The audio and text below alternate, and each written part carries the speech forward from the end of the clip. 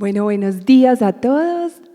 Nos encanta y nos alegra volvernos a encontrar, desearnos un feliz año nuevo porque no nos habíamos visto y reencontrarnos de nuevo con esos rostros llenos de alegría, de ilusión, por un nuevo comienzo, porque para todos es un nuevo comienzo, dependiendo del grado en el que vayamos a estar. De parte de todo el equipo de profes, del colegio, les damos una calurosa bienvenida y vamos entonces a darle paso a este espacio tan lindo que vamos a tener con el doctor Juan Fernando. Quiero contarles que el año pasado algunas compañeras del colegio tuvimos la oportunidad de participar en un diplomado que realizamos en la Universidad de Antioquia en puericultura y crianza humanizada.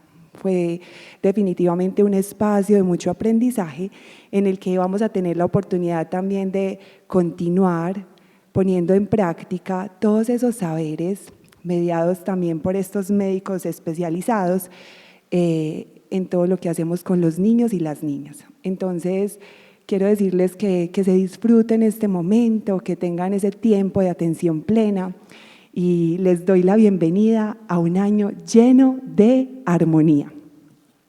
Le doy paso entonces al doctor Juan Fernando Gómez Ramírez. Él es médico pediatra puericultor, profesor titular de pediatría de la Universidad de Antioquia, expresidente de la Sociedad Colombiana de Pediatría, director del programa y la revista Crianza y Salud de la Sociedad Colombiana de Pediatría, editor y coautor de los libros El niño sano, Puericultura, el arte de la crianza en los nuevos tiempos, Fundamentos de Pediatría y Pediatría ambulatoria. Es conferencista nacional e internacional, galardonado con la distinción Cátedra Laboris por la Universidad de Monterrey, México, en septiembre de 2024. Y con un fuerte aplauso, démosle la bienvenida al doctor. Bienvenido, doctor. Gracias. Muy buenos días a todos.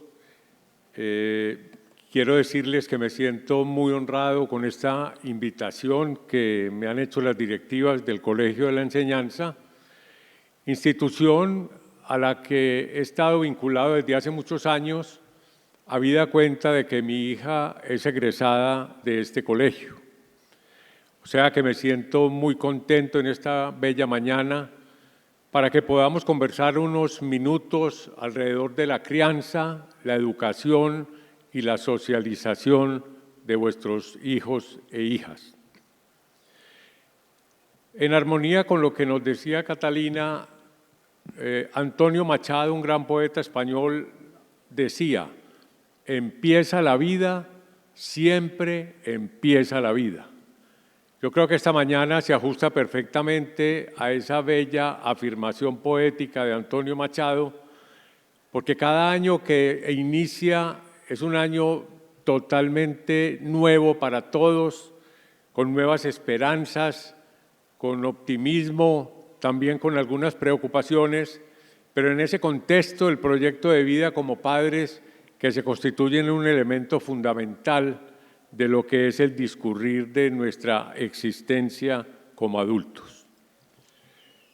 He titulado esta conferencia Crianza, Educación, Socialización, que básicamente son términos casi sinónimos, habida cuenta de que criar es educar, es socializar y que educar también es socializar.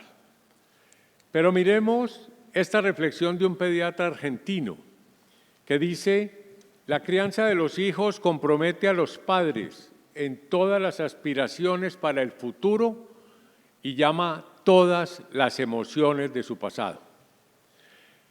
Tener hijos es lo mejor que ha podido ocurrir en nuestras vidas y la crianza de ellos constituye para nosotros el empeño mayor en el contexto de nuestro proyecto de vida. Y para ese proceso de la crianza contamos además de nuestras expectativas con la historia nuestra, esa mirada hacia atrás sobre cómo fuimos criados nosotros, que de alguna manera tenemos en cuenta para reafirmarla o para cambiarla como lo veremos a lo largo de esta exposición. Es una cosa clara y demostrada por los expertos, que todo nuevo padre o madre quiere ser mejor que el padre o madre que tuvo. Y yo creo que eso para la humanidad es algo maravilloso, porque indica que cada vez estamos dando lo mejor de cada uno de nosotros en ese contexto de la parentalidad, para que el producto final de la crianza y la educación, nuestros hijos, sean esos seres autónomos, buenas personas, excelentes ciudadanos e integrantes del tejido social y, ¿por qué no?, esos seres humanos felices. Pero miremos cuál es el contexto en el que se están criando nuestros hijos y en el que nosotros vivimos. Desde el punto de vista cultural, nosotros estamos en el periodo de la llamada posmodernidad. La posmodernidad es un proceso cultural que surgió a mediados y finales del siglo pasado, como un intento de renovación y superación del modernismo, que fue una época que nos acompañó durante muchísimos años y que muchos gestores culturales y líderes de la humanidad querían de alguna manera cambiar y cualificar. Esta posmodernidad tiene una serie de características que la tipifican, esta época cultural en que estamos viviendo nosotros. En primer lugar, está el relativismo, es decir, hoy en día ya no se cree en verdades absolutas. Y yo creo que esa dinámica del cuestionamiento, del análisis, de la digresión es importante y representa para todos nosotros un ejercicio intelectual de alta gama. En segundo lugar, caracteriza esta posmodernidad el consumismo, es decir, la preeminencia del tener sobre el ser, que es algo de verdad preocupante. En tercer lugar, se caracteriza por el hedonismo, esto es una búsqueda incesante de la felicidad, mucho mayor de lo que ha ocurrido en otras etapas de la humanidad. Y por último, y no por ello menos importante, por el auge inmenso de la tecnología, que nos cambió la forma de ser, de vivir, de trabajar y, como lo vamos a ver enseguida, nos tiene que cambiar la forma de acompañar en la crianza a nuestros hijos e hijas. Es un panorama entonces al cual nos estamos apenas adaptando, para el cual no tenemos todas las respuestas y que en ciertos momentos nos azota una cierta perplejidad frente a estos cambios tan rápidos a los que debemos adaptarnos, como toda adaptación, de manera gradual y progresiva. Un autor afirma que los niños en la historia siempre han existido, pero la infancia no. La infancia, el término infancia, más que un concepto puramente biológico, es un concepto social. La sociedad va señalando este periodo importantísimo de la vida de los seres humanos y a lo largo de la historia ha tenido momentos de desconocimiento y de una gran oscuridad para los niños y otros momentos como el actual, donde los niños empiezan a ser tenidos en cuenta de manera fundamental como presente y futuro de nuestra especie.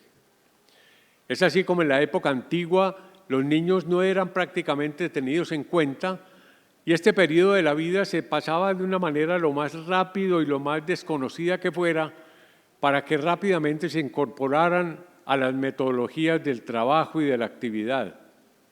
Después se consideró al niño como un adulto pequeño, como un hombre, un ser humano a escala, lo cual tenía inmensas dificultades para su entendimiento y para su comprensión.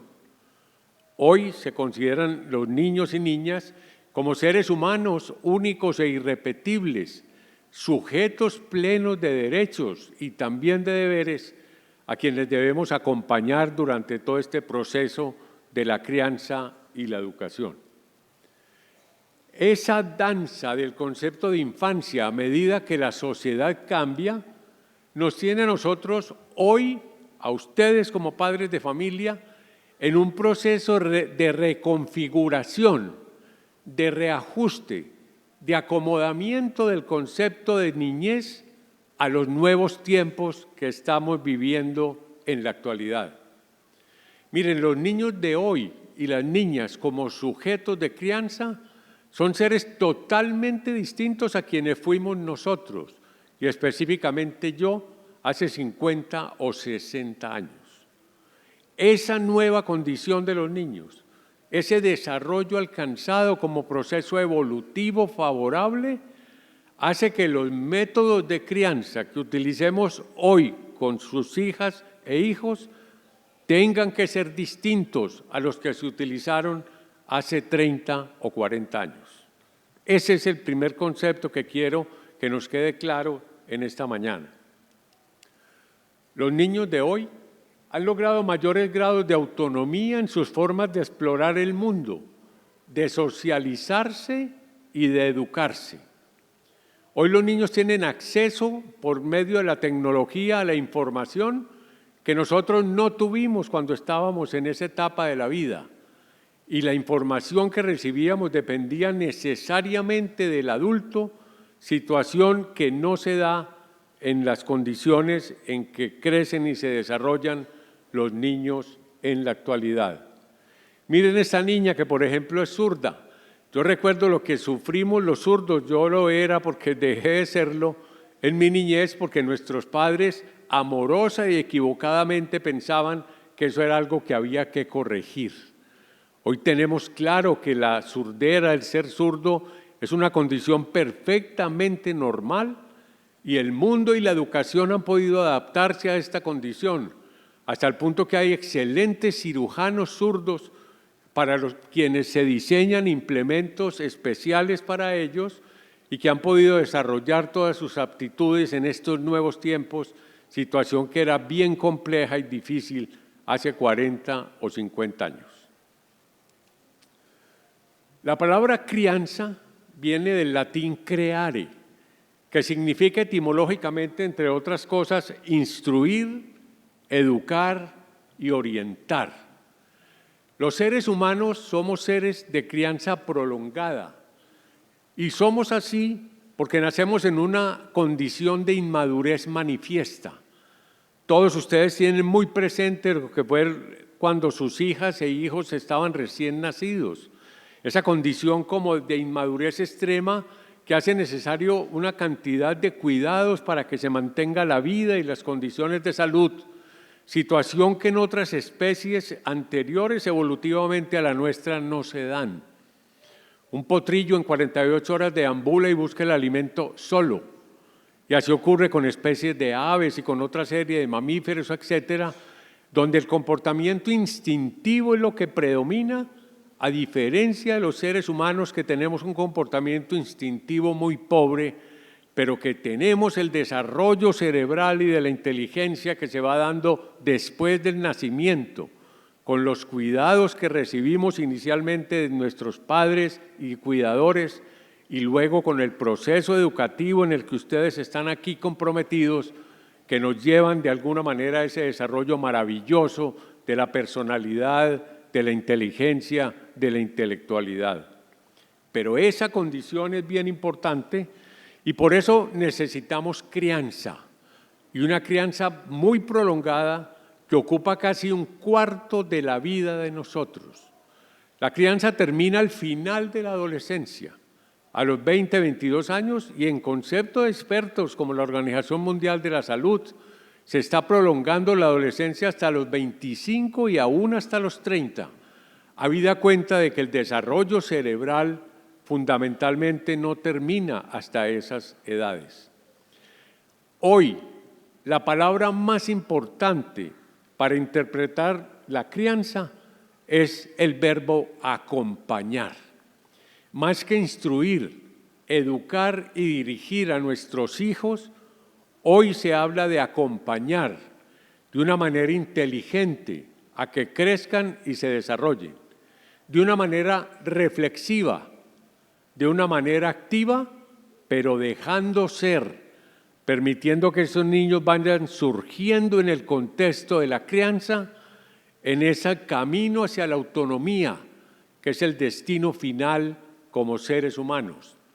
Cuando a los 22, 23 años una niña, una joven o un joven toma las decisiones importantes de su vida, ha elegido su profesión y de pronto ya ha elegido también su pareja, ese es el proceso final de autonomía que nosotros debemos acompañar y donde ya debemos retirarnos de una manera tranquila, de una manera segura, porque hemos logrado ese proceso de una manera fascinante y también, ¿por qué no?, retadora en muchas ocasiones.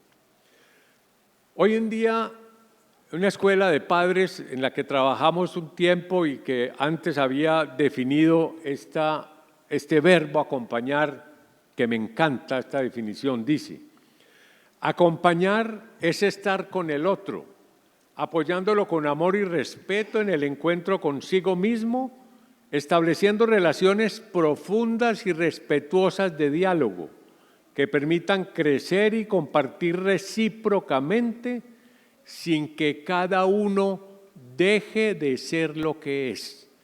Miren ustedes, esta definición está en este libro del Colegio San Ignacio de Medellín, donde se trabajó la familia de una manera muy profunda y nos define cómo ese acompañamiento no implica de ninguna manera que nosotros renunciemos a nuestra condición de padres o de educadores, pero que permitamos que los niños y niñas sean interlocutores válidos en el proceso de crianza y educación, que tengan voz, que puedan participar. No tenemos que hacer lo que ellos ordenen, pero debemos tener en cuenta muchas cosas que ellos manifiestan, porque hoy por hoy estamos convencidos, y muchos autores e investigadores con nosotros, que los niños, niñas y adolescentes a los adultos pueden enseñarnos también muchas cosas. Los niños y niñas se consideran la punta de lanza de la evolución.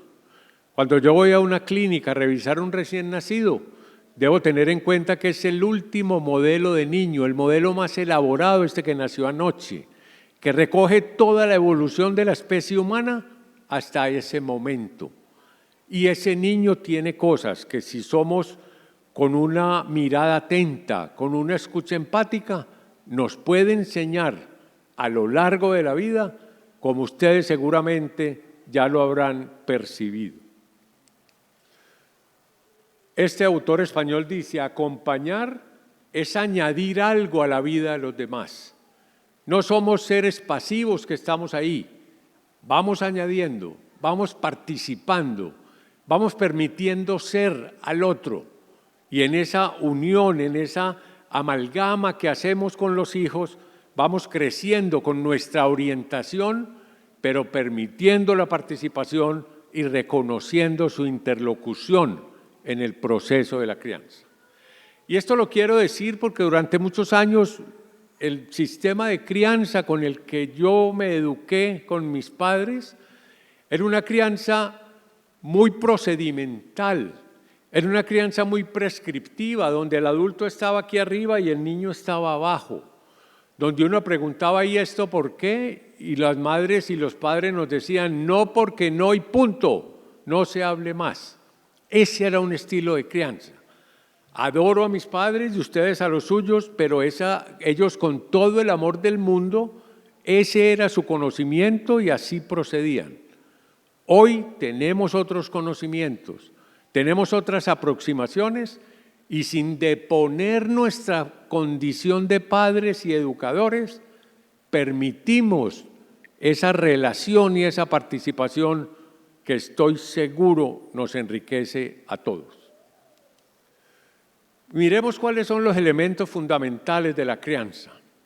En primer lugar está la tradición cultural, valiosísima, que recoge todos aquellos conocimientos ancestrales que la humanidad ha recogido a lo largo de 20 y pico y mucho más siglos de historia. Los seres humanos hemos tenido una muy buena evolución y en gran parte esa evolución se ha dado por la crianza que hemos recibido a lo largo de miles de años. Las abuelas son depositarias de esa tradición y lo que hacemos los que trabajamos crianza es cualificar esos conocimientos, mejorarlos a la luz de los nuevos hallazgos pero respetándolos e interactuando con ellos de una manera cuidadosa y respetuosa.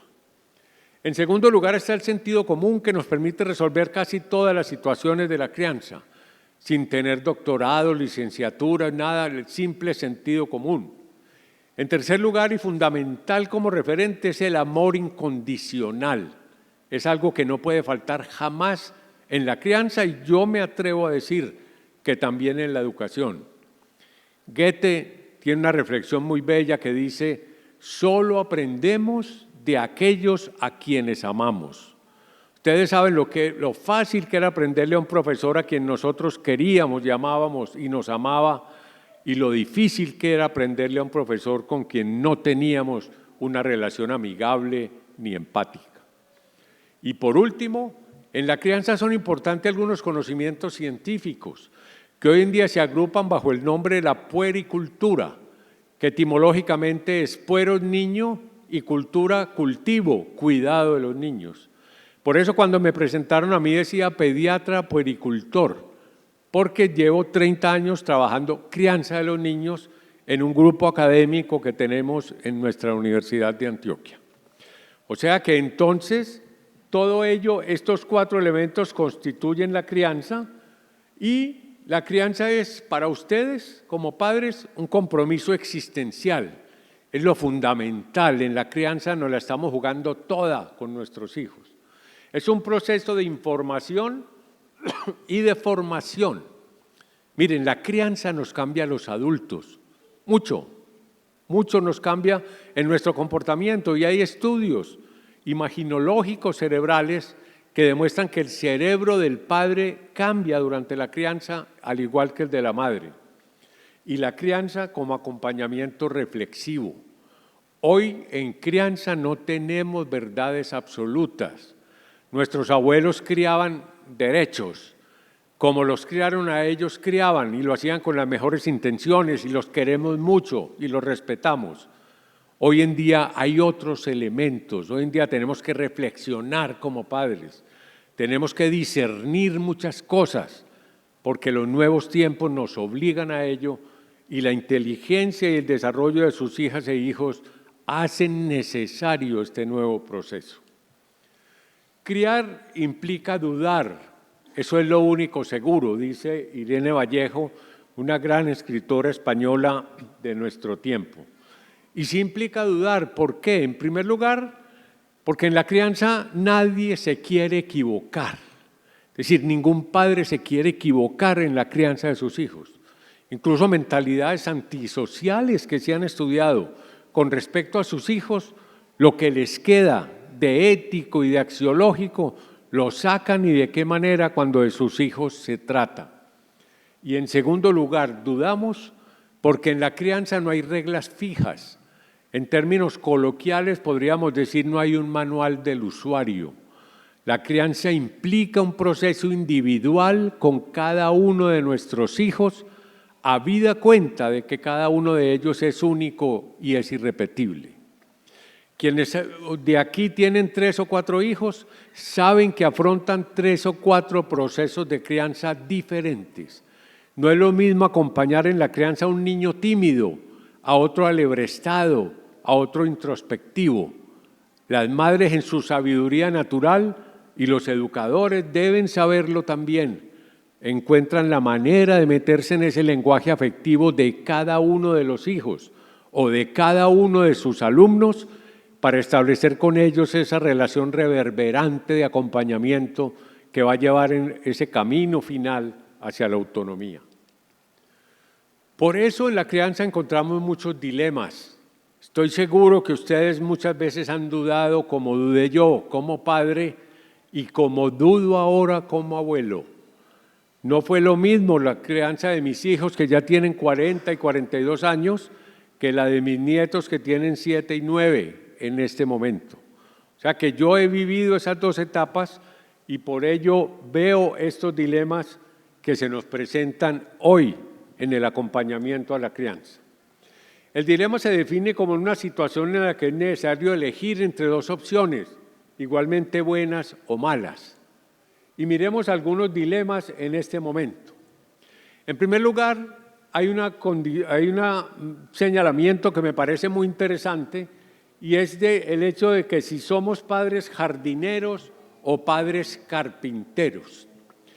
Este es el título de un libro de una gran investigadora norteamericana, Alison Gopnik, que trabaja en la Universidad de California, y donde plantea en la relación de crianza si nosotros debemos ser padres jardineros o carpinteros. Los padres jardineros, acá a la izquierda, son aquellos que ejercen su función como tal. Es decir, el jardinero siembra una planta y empieza a cuidarla en el sentido de que las otras plantas parásitas que empiecen a crecer las retira, que mantiene un buen riego y que mantiene un aporte de nutrientes para que esa planta pueda expresar lo mejor de sí misma. Esa es la función jardinera. Y esa es la que propone esta autora en el libro que les mostraré más adelante.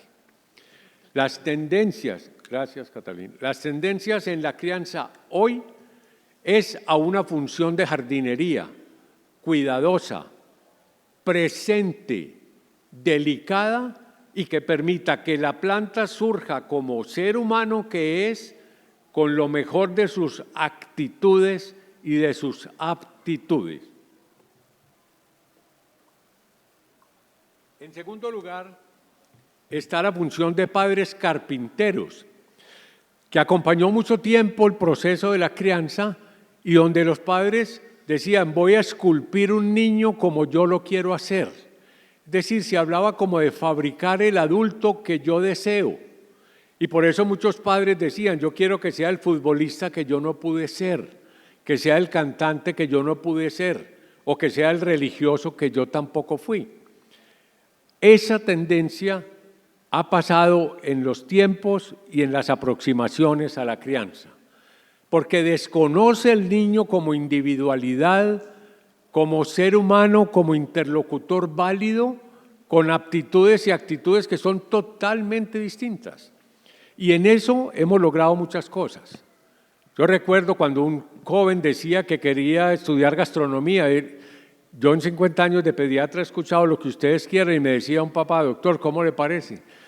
Uno esperanzado en él y que quiere ser cocinero. Hoy en día quien quiera ser cocinero lo puede decir tranquilamente y sus padres lo apoyarán en eso. Antes no se apoyaba porque el padre tenía otro proyecto para ese hijo. Hoy en día se habla de respetar esa fuerza vital que cada niño trae y en ese acompañamiento inteligente, afectuoso y reflexivo, estar ahí para que vaya surgiendo y su proyecto de vida se vaya realizando. Donald Winnicott fue un gran pediatra y un gran psicoanalista y tiene esta frase que me parece muy bella. Dice, los padres no hacen a los hijos como el alfarero hace una jarra o el pintor pinta un cuadro. Un hijo es una fuerza vital, es un ser humano que irrumpe en la vida de una familia y que nosotros debemos reconocer en su individualidad, acompañar, estar ahí en una presencia presente para que ese ser humano que acaba de surgir logre lo mejor de sí mismo. Eso genera tensiones, y una de ellas es la tensión entre la participación y la protección en el contexto de la evolución de las facultades de los niños. Todos sabemos que los niños, mientras más pequeños, hay que estar más cerca de ellos. Hay que protegerlos, pero dejarlos ser, que vayan subiendo, gateando las escalas, los primeros pasos, los aprestamientos que van logrando. Todas aquellas cosas son fundamentales, pero es un acompañamiento inteligente que a veces no se nota, que estamos ahí detrás para que él vaya adquiriendo sus competencias y sus aprestamientos.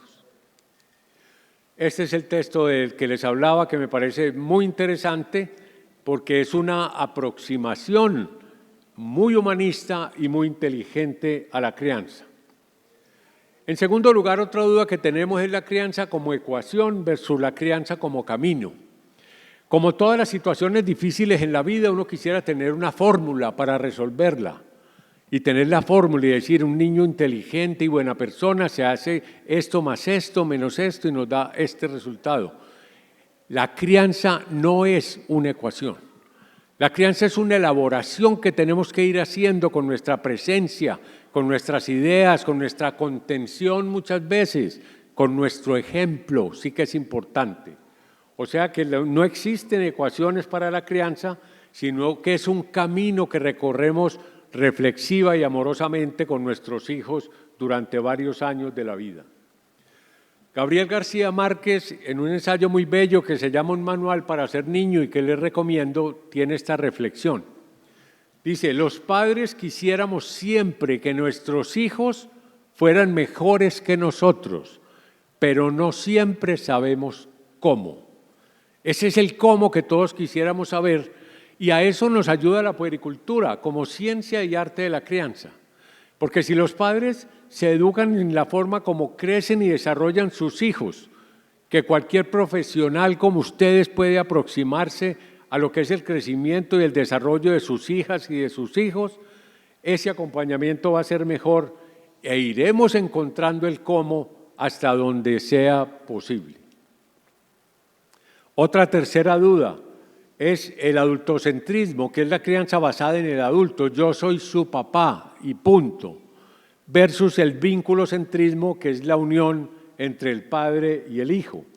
Miremos el adultocentrismo, la gráfica nos enseña mucho. Es la concepción y práctica de crianza donde se antepone el interés del adulto al interés superior de los niños, niñas y adolescentes. Es que yo quiero que sea así, ya se lo dije, eso es lo que vamos a hacer y punto. Ese es el adultocentrismo que hoy en día se combate y se propone el vinculocentrismo, que se define como que en la relación adulto-niño el centro no sea el adulto, poderoso y grandote, tampoco el niño, sino el vínculo afectivo, seguro y estable con el niño.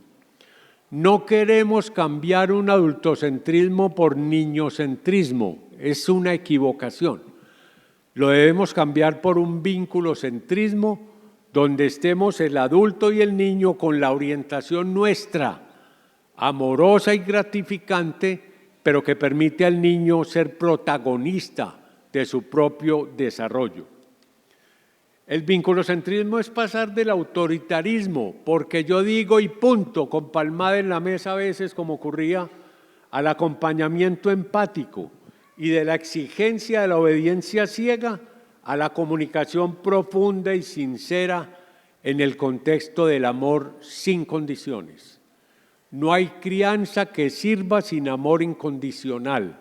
Ese elemento es determinante y fundamental en el proceso de la crianza.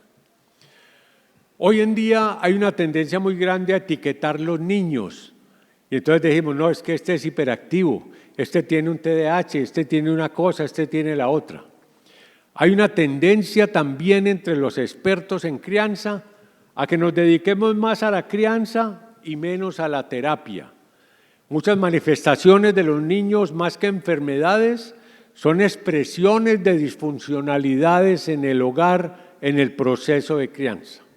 O sea que la presencia presente, la que estoy seguro que ustedes ejercen en sus hogares, habida cuenta de que los sacrificios que implica estar esta mañana aquí escuchándonos los hacen y todo, es fundamental para que haya más crianza y menos terapia. Quiero terminar con dos reflexiones muy importantes que ojalá ustedes se pudieran llevar de esta mañana. Khalil Gibran es un gran poeta sirio-libanés, muy profundo en sus apreciaciones y que escribió aquel famoso libro, El Profeta, donde tiene un capítulo dedicado a los hijos. Hay una reflexión en las obras de Gibran que es la quiero compartir con ustedes. Dice, la crianza de los hijos es un baile delicado entre el amor y la libertad, donde debemos guiar sin limitar, enseñar sin imponer y proteger sin sofocar. Miren qué término tan importante, un dejar ser pero estando ahí. Se dice, la crianza es dejar ser con presencia adulta. Eso es lo importante, con actitud para que la persona crezca, pero estando ahí, presencia presente, los niños imitan lo que ven, necesitan modelos y somos ustedes y nosotros los padres quienes debemos ofrecerlos. Y esta reflexión muy bella del gran escritor argentino Jorge Luis Borges, quien dice que el hombre es la larga sombra que el niño extenderá en el tiempo. Miren, la infancia marca la vida. Lo que ocurre en la infancia no se queda en la infancia, sino que va a persistir a lo largo de la vida. Por eso estos años mágicos de las hijas y los hijos de ustedes, estos años preescolares son fundamentales para la formación de la personalidad, para el desarrollo de la emocionalidad, para que los valores que en la familia inculcamos, para que toda esa impronta que la familia genera. Un gran filósofo decía, cuando el ser humano nace, nace viejo, tiene todos los años de la familia a donde llega. Es decir, la familia genera en el recién nacido y en el niño pequeño una impronta de valores, de conceptos, de ideas, de historia, durante los 3 primeros años que es fundamental para el resto de la vida. Y es lo que se llama socialización primaria. La institución educativa, esta que ustedes han elegido de manera, diría yo, tan inteligente y tan asertiva, esta institución educativa es la encargada de la socialización secundaria, del relacionamiento con los demás, de los procesos interactivos que socializan a los niños para hacer de ellos unos buenos ciudadanos, unas buenas personas.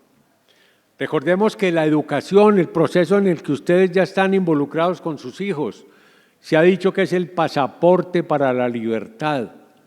Quien se educa se hace libre, es capaz de discernir, distingue entre lo justo y lo injusto, distingue entre lo bueno y lo que no lo es, toma decisiones informadas. Es un proceso absolutamente necesario en el contexto del proyecto de vida de un ser humano. Y por ello, y con esto termino, es fundamental que en ese proceso la unión entre la familia y la institución educativa sea una unión armónica y complementaria. Miren, es absolutamente necesario que el proyecto, el discurso de crianza que tenemos en nuestra casa sea coherente con el discurso pedagógico de la institución que hemos elegido para nuestras hijas y nuestros hijos. Esa formación en la crianza es un proceso repetitivo, diario, se va tejiendo una urdimbre, una red que va a constituir después la persona al finalizar el proceso educativo. Por eso esa armonía es totalmente necesaria y hoy en día se habla de términos como coeducación, por ejemplo, que es fundamental, y de alianza pedagógica y alianza educativa.